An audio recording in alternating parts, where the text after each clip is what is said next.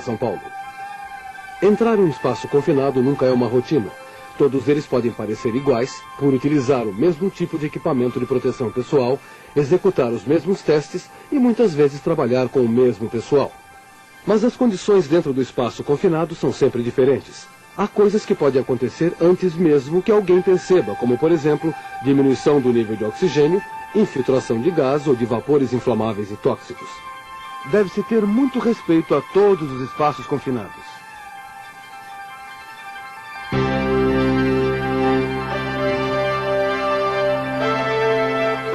Trabalho em espaço confinado. A fim de que se trabalhe com segurança em espaços confinados, a Organização de Saúde e Segurança Ocupacional, OSHA, criou a norma 29 CFR, parte 19, seção 146, sobre espaços sujeitos à autorização prévia.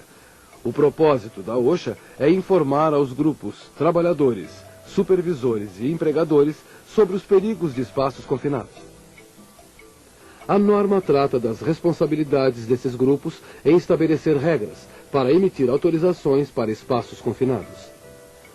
Comecemos com uma definição. São espaços confinados os que têm meios limitados de entrada e saída, tendo-se dificuldade para sair deles em caso de algum problema. Sua construção e dimensões são tais que permitem a entrada de trabalhadores para realizarem a tarefa designada, mas não estão projetados para serem ocupados continuamente por trabalhadores. São exemplos de espaços confinados, entre outros, tanques, containers, compartimentos para armazenamento, vasos, colunas, poços, escavações, caixas subterrâneas e etc. Os perigos desses espaços dependem de como estão dispostos, o que contém ou o que contiveram, e será necessária uma autorização prévia por escrito para trabalhar dentro de tais espaços. Dentre estas condições, citamos a existência real ou potencial de uma atmosfera perigosa, por exemplo, se houver vapores, gases inflamáveis ou tóxicos, ou uma atmosfera com oxigênio em quantidade excessiva ou insuficiente. Também é necessária uma autorização se o espaço contém materiais em que um trabalhador possa ficar totalmente imerso, ou se a configuração interna do espaço possa prender o trabalhador ou asfixiá-lo. Por último, é necessária uma autorização para que, se houver algum outro risco grave para a saúde ou para a segurança relacionada ao espaço. É evidente que a melhor maneira de evitar estes riscos é fazer todo o trabalho pelo lado de fora. E, infelizmente, isso nem sempre é possível. Muitas tarefas de manutenção e de conserto exigem entrar fisicamente em espaços confinados potencialmente perigosos. Em tais casos, a empresa tem de implantar programas a fim de expedir autorizações para a entrada em espaços confinados, as quais regulamentam a entrada e controlam os riscos. Você deve inspecionar o programa de sua empresa. Pergunte ao seu supervisor para obter essas informações. Como parte do programa, a empresa afixará avisos de advertência nas entradas de todos os espaços sujeitos à autorização prévia. Tais avisos indicarão se é necessária uma autorização por escrito para entrar ou se é terminantemente proibido ao pessoal entrar no espaço. Os formulários de autorização são emitidos pelas empresas e entregues ao supervisor ou responsável para serem devidamente preenchidos. O supervisor é responsável também pela segurança durante a operação de entrada. O procedimento de entrada só poderá ter início depois que o supervisor tiver assinado a autorização. As empresas se responsabilizam também em fornecer treinamento a todos os funcionários envolvidos na entrada e em espaços confinados.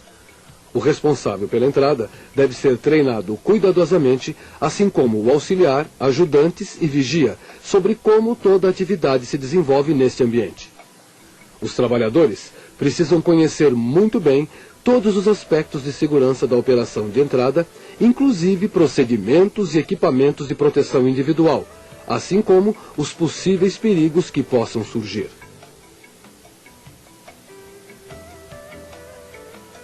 Os trabalhadores têm que conhecer como usar corretamente o equipamento de proteção individual e experimentar as máscaras respiratórias para que se ajustem bem, caso sejam utilizadas.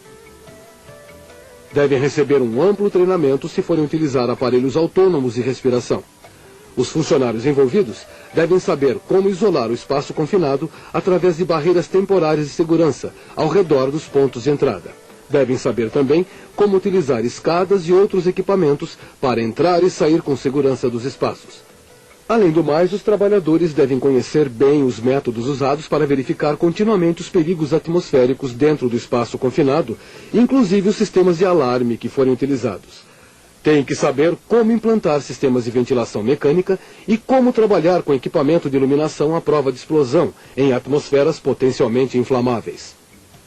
As operações sujeitas à autorização para entrada exigem que os trabalhadores mantenham-se constantemente em comunicação. Sendo assim, o treinamento deve compreender também o uso de todo o equipamento especial de comunicação. Em caso de ser detectado qualquer perigo, todos devem saber como iniciar a evacuação. A empresa fornecerá todos os equipamentos necessários, inclusive o de proteção individual, sendo responsável pela manutenção dos equipamentos. Como se vê, a norma da OSHA leva muito a sério o treinamento para entrar em espaços confinados. Todos os trabalhadores devem conhecer bem suas funções, pois todos são elos de uma corrente que devem se interligar. Tal corrente pode compreender uma equipe interna de serviços de emergência e resgate que é treinada para a entrada e para operações de resgate. Mesmo que toda esta equipe seja treinada em primeiros socorros e ressuscitamento cardiopulmonar, um membro desta equipe precisa ter o certificado para esse tipo de operação. Ao menos uma vez ao ano, a empresa efetuará um resgate simulado nos próprios espaços confinados ou locais apropriados, podendo usar bonecos ou pessoas para fazerem o papel de vítima. Muitas instalações utilizam uma equipe de resgate externa. Neste caso, é preciso manter todos os integrantes atualizados com relação às diferentes situações de resgate que possam enfrentar. A equipe precisa estar informada de todas as alterações da instalação, pois até as mudanças mais sutis podem exigir uma reavaliação de suas táticas de resgate. Também precisam ter acesso aos espaços confinados para planejar operações de resgate e fazer exercícios de simulação. Como já disse, a autorização para entrada é válida unicamente depois de ter sido assinada pelo supervisor de entrada. Mas antes de assinar, ela precisa verificar uma série de procedimentos. O supervisor de entrada deve se assegurar de que não há perigos presentes ou prováveis. Tem que verificar se foram efetuados todos os testes atmosféricos requeridos na ordem correta e que estejam disponíveis todos os equipamentos de comunicação e em perfeitas condições de uso, assim como a comunicação com todas as pessoas envolvidas nos serviços de resgate.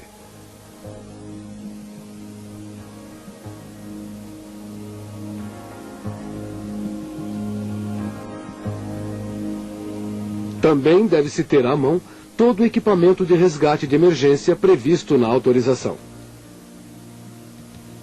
Durante as operações, o responsável pela entrada tem que afastar todo o pessoal não autorizado dos arredores do espaço sujeito à autorização, já que podem surgir problemas quando os funcionários não treinados tentam ajudar.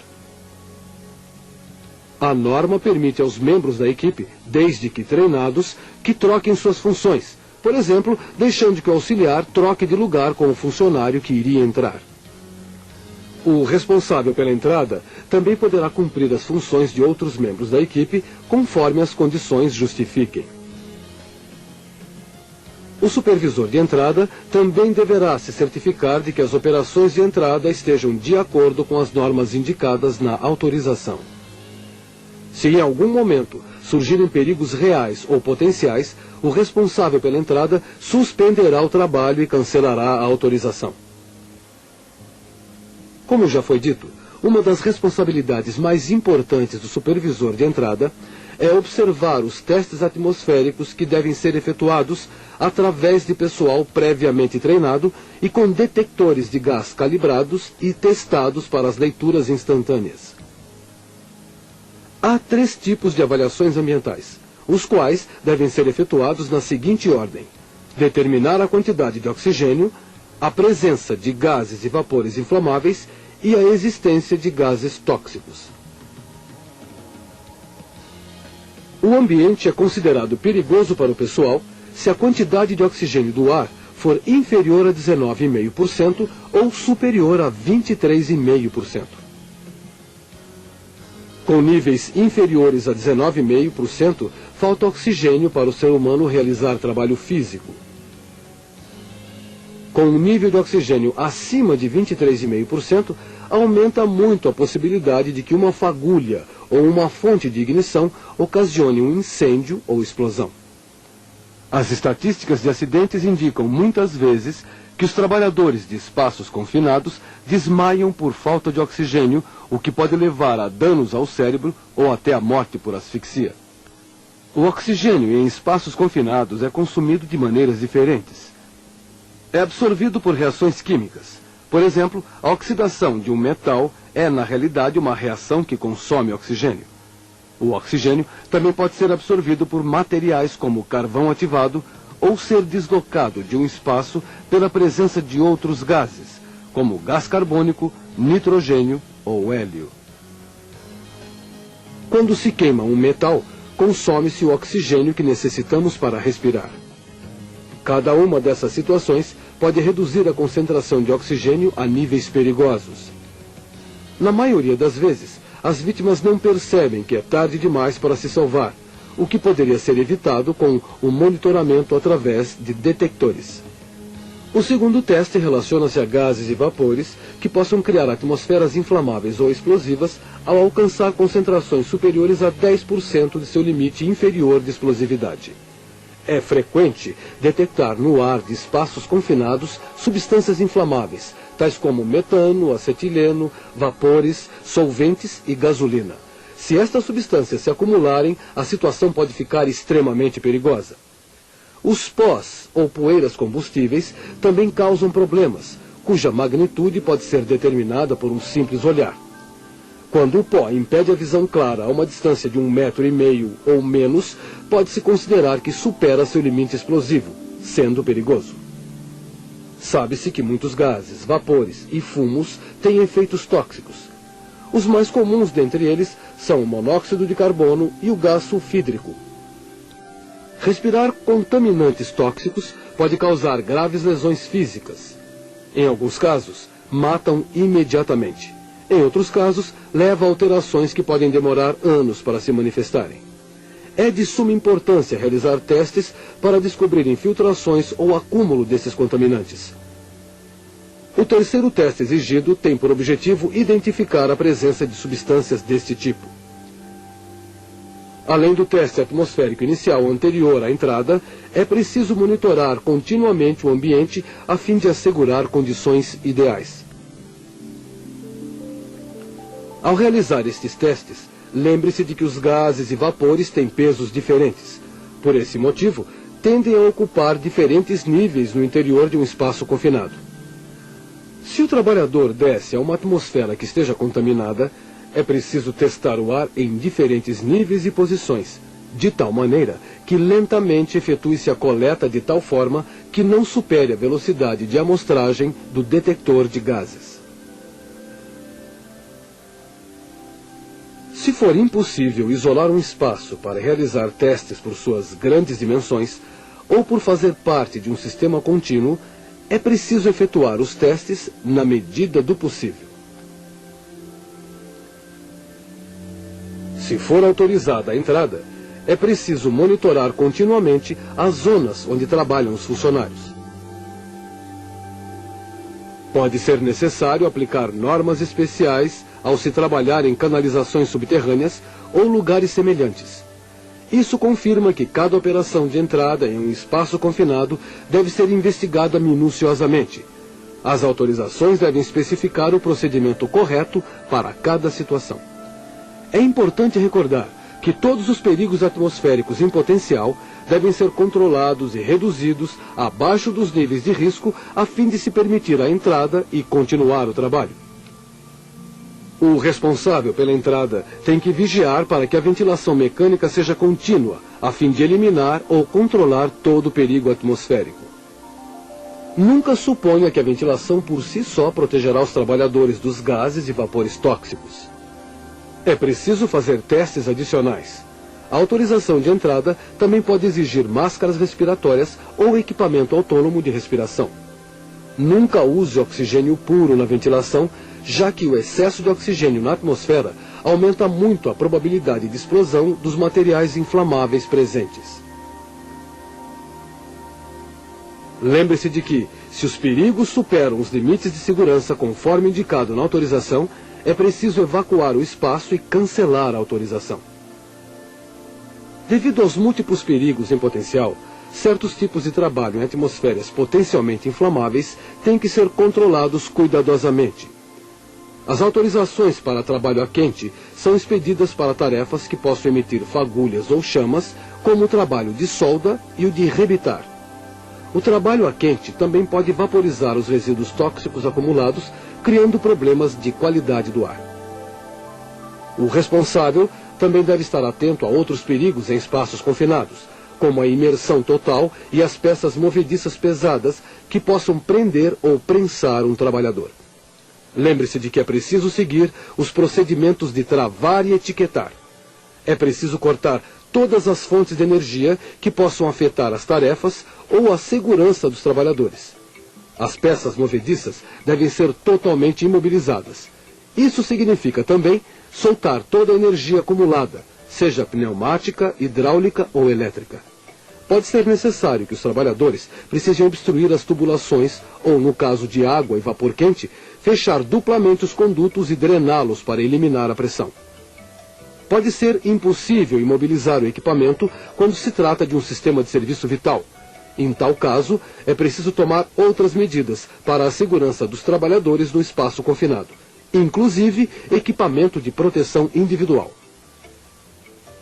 Agora examinaremos melhor a função do auxiliar.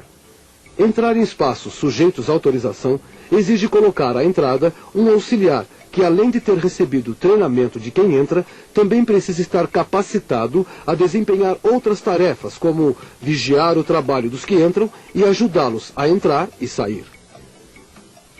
O auxiliar deve se manter em comunicação constante com quem estiver dentro do espaço. Também precisa saber reconhecer os sinais dos trabalhadores dentro dos espaços confinados e que estejam em dificuldades. Por exemplo, os sintomas de falta de oxigênio e de exposição a substâncias tóxicas. O auxiliar tem que conhecer bem a autorização de entrada no espaço, de maneira que possa dar ordem de evacuar se surgir uma condição proibida pela autorização. Tem que saber o número preciso de trabalhadores dentro do espaço confinado para não esquecer de ninguém. O auxiliar também deve estar treinado para emergências. Deve saber como avisar as equipes de resgate e serviços médicos de urgência, com os dados que aparecem na autorização. Também devem saber onde estão todos os informativos de segurança sobre materiais que sejam pertinentes ao pessoal de urgência. Tem que ter à mão o equipamento para resgate, que seja efetuado pelo exterior do espaço, segundo indica a autorização, e o auxiliar deve saber como utilizá-lo. As empresas devem fornecer sistemas de resgate que não exijam a entrada do auxiliar no espaço. A maioria das autorizações especifica que o auxiliar nunca deve entrar no espaço confinado, nem sequer para fins de resgate. Não obstante, o auxiliar poderá entrar, se assim o permitir detalhadamente a autorização, mas unicamente conforme as condições estipuladas na mesma.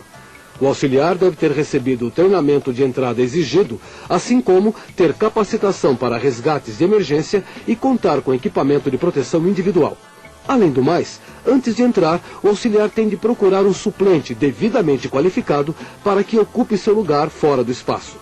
Os trabalhadores devem colocar um equipamento no peito e no corpo inteiro, como uma corda de resgate colocada no centro das costas, ao nível dos ombros ou por cima da cabeça. Podem-se usar munhequeiras somente se não for possível utilizar outro equipamento. As cordas de resgate têm que estar amarradas a um ponto fixo fora do espaço ou a um dispositivo de resgate, como um tripé com montacargas, se o espaço tiver mais de 1,5 metros de profundidade. As empresas podem descartar estes sistemas de resgate a partir do exterior unicamente se ele acrescentar riscos durante a entrada ou se, de outro modo, deixar de contribuir ao resgate. O auxiliar só pode vigiar um espaço por vez e também pode executar outras tarefas, como passar ferramentas aos colegas. Mas tais atividades nunca poderão interferir em sua capacidade de vigiar e zelar pela segurança dos demais trabalhadores. Se por algum motivo o auxiliar perceber que não pode vigiar de modo eficaz todos os trabalhadores a seu encargo, deverá evacuar todo o pessoal do espaço em questão. Se por algum motivo for necessário evacuar um espaço sujeito à autorização, será feita uma avaliação posterior para determinar a origem do problema. Serão tomadas medidas adicionais de proteção antes de se efetuar outra entrada. Isto significa que o supervisor tem que preencher e assinar uma nova autorização para o espaço. Agora que compreendemos o que estabelece a regra, examinaremos a autorização em si. O formulário de autorização é preparado pela empresa segundo as normas estabelecidas. Na autorização, deverá constar a seguinte informação: o espaço onde se deverá entrar, o propósito da entrada e a data e duração autorizadas. A autorização é válida unicamente até ser concluído o projeto ou até surgir uma condição proibida. Na autorização constará uma lista dos funcionários autorizados, que podem ser identificados pelo próprio nome ou por um sistema numérico. Tanto o auxiliar quanto o supervisor de entrada têm que ser identificados pelo próprio nome. A autorização deve indicar também quando tem que estar presente o supervisor no lugar de entrada. É preciso fazer constar todos os perigos a que o espaço possa expor, assim como as medidas que serão tomadas para isolá-los, eliminá-los ou controlá-los. A autorização também indicará as condições aceitáveis para entrar no espaço. É preciso anotar o horário em que foram realizados os testes iniciais e periódicos, com seus resultados rubricados com as iniciais da pessoa autorizada que efetuou os testes. É também necessário indicar as técnicas e equipamentos de comunicação, assim como os requisitos do equipamento de proteção individual e coletiva e os sistemas de testes e alarmes. Também deverá ser indicado se são necessárias outras autorizações de trabalho, tais como o de trabalho a quente. A autorização terá uma seção sobre serviços de emergência e de resgate que indicará seus números telefônicos, além de todo o equipamento de emergência que tem de estar pronto para poder efetuar a entrada. Lembre-se de que para entrar em vigência a autorização de entrada e ser iniciado o trabalho, é preciso que a autorização seja assinada pelo responsável. Se surgirem problemas durante o desenrolar do trabalho, os detalhes deverão constar na autorização para exame posterior. As autorizações para trabalhos já concluídos devem ser arquivadas durante 1 ano, a fim de que ajudem a determinar se são necessárias mudanças no plano de autorizações da empresa. Como vamos ver, há grande diversidade na maneira de abordar cada situação nos espaços confinados. Os tipos de perigo que podem ser encontrados determinarão os procedimentos a serem seguidos. Em alguns casos, há espaços sujeitos à autorização que requerem poucas precauções. Por exemplo, quando os únicos perigos são atmosféricos. Em tais circunstâncias, e se a ventilação mecânica por si só pode controlar esses perigos, muitos tópicos da regra não se aplicam. Mesmo assim, é preciso capacitar o pessoal para entrar em espaços confinados, embora o espaço em questão não precise constar do plano de autorizações da empresa. Além do mais, o auxiliar não é necessário e não é preciso contar com um plano para resgate de emergência. Não obstante, é preciso fazer um monitoramento atmosférico constante dentro do espaço para a eventualidade das condições piorarem. Se as condições piorarem, é preciso iniciar a evacuação.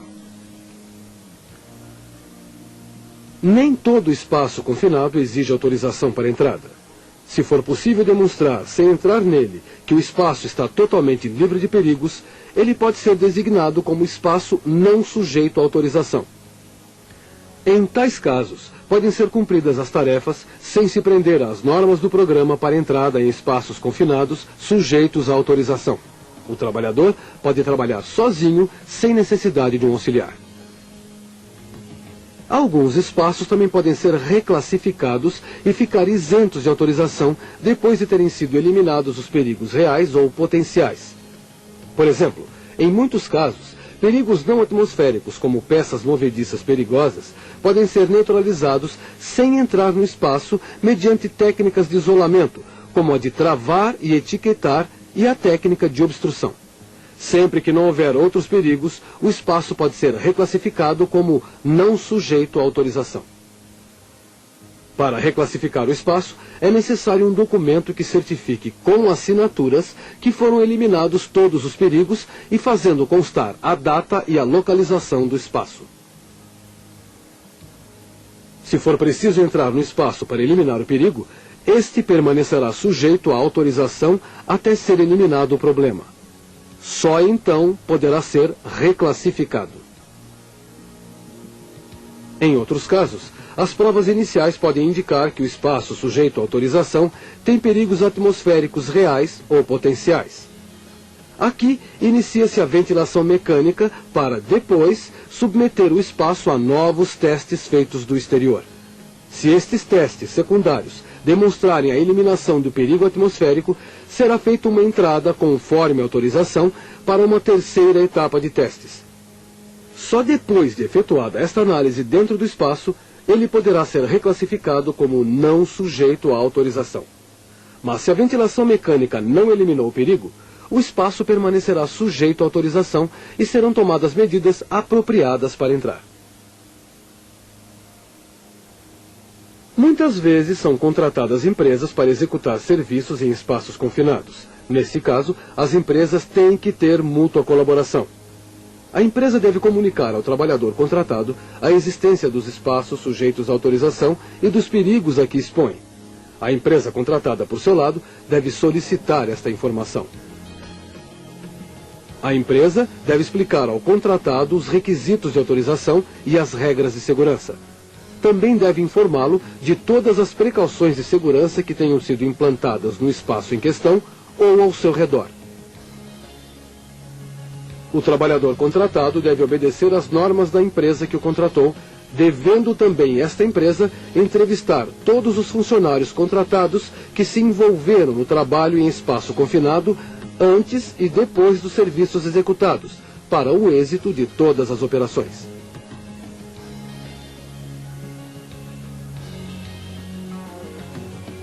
A regulamentação quanto a espaços confinados sujeitos à autorização tem como objetivo acrescentar novo sentido de responsabilidade quanto a entrar em tais espaços. Temos que tratar estes espaços com muito cuidado. Lembre-se de levar muito a sério seu treinamento ao utilizar adequadamente o equipamento de proteção individual e coletivo e seguir todos os procedimentos especificados. Conheça bem a norma e seu sistema de autorização, pois dele dependerá a sua vida e a de seus colaboradores.